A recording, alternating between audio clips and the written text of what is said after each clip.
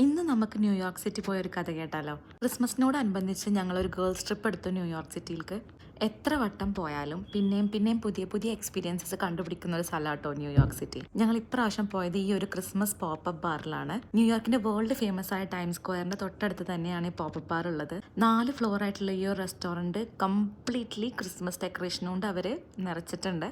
ഓരോ ഫ്ലോറിനെയും വാളും സീലിങ്ങും കോർണേഴ്സും എല്ലാം ലൈറ്റ് വെച്ചിട്ട് നിറച്ചിട്ടുണ്ട് അവർ. ലൈറ്റ് മാത്രമല്ല, ക്രിസ്മസ് ഡെക്കറേഷൻസ്, ക്രിസ്മസ് ട്രീ, വാൾ ഹാങ്ങിങ്സ്, പിന്നെ ഡ്രിങ്ക്സ്, DJ എല്ലാം ഇൻക്ലൂഡ് ആയിട്ടുള്ള ഒരു അട്രാക്ഷൻ.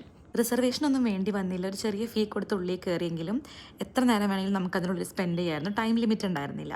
ഫുഡ്സും ഡ്രിങ്ക്സൊക്കെ കുറച്ച് എക്സ്പെൻസീവ് ആയതുകൊണ്ട് ഞങ്ങൾ അതിൻ്റെ ഉള്ളിൽ നിന്ന് കഴിച്ചില്ല. സിറ്റിയിൽ കുറേ ഓപ്ഷൻസ് ഉള്ളതുകൊണ്ട് നമ്മൾ അവിടുന്ന് പുറത്തിറങ്ങി കുറച്ച് നേരം സ്പെൻഡ് ചെയ്തിട്ട്. നാട്ടിലൊരു പള്ളിപ്പെരുന്നാളും കല്യാണത്തിൻ്റെയും ഒക്കെ ഒരു വൈബാണ് തോന്നിയത് കേട്ടോ ഈ സ്റ്റെയർ കേസൊക്കെ ഇറങ്ങി പോകുമ്പോൾ.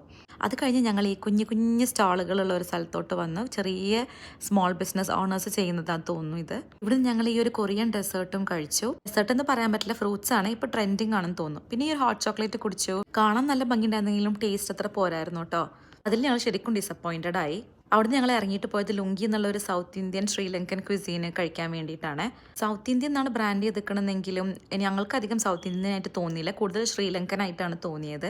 ടേസ്റ്റിൻ്റെ കാര്യത്തിലെല്ലാം ബിലോ ആവറേജ് ആയിരുന്നു. ഞങ്ങൾ ഇതിൻ്റെ മുന്നേ ഒത്തിരി നല്ല ഇന്ത്യൻ കേരള റെസ്റ്റോറൻറ്റ്സിൻ്റെ മുന്നേ പോയിട്ടുണ്ട്. അത് വെച്ച് നോക്കുമ്പോൾ എക്സ്പെൻസീവ് ആയിരുന്നെങ്കിലും ഞങ്ങൾ മനസ്സിനൊത്തില്ല. അതിൻ്റെ വിഷമം മാറ്റാൻ വേണ്ടി ഞങ്ങൾ കുറച്ചും കൂടെ കുറേ ലൈറ്റ്സ് ഒക്കെ കണ്ട് കുറച്ചും കൂടെ സാറ്റിസ്ഫൈഡ് ആക്കാൻ നോക്കി ഞങ്ങളെ തന്നെ. ന്യൂയോർക്കിൽ പോകുമ്പോൾ എപ്പോഴും കാണുന്ന സ്ഥലത്തിനേക്കാൾ കൂടുതൽ ഞങ്ങൾ സ്പെൻഡ് ചെയ്ത ഓരോ മൊമെൻറ്റ്സും കേട്ടോ ഞങ്ങളെ മനസ്സിൽ കൂടുതൽ തങ്ങി നിൽക്കുന്നത്. ഞങ്ങൾ ഓർത്തോർത്ത് ചിരിക്കുന്നത് അത് തന്നെയാണ്.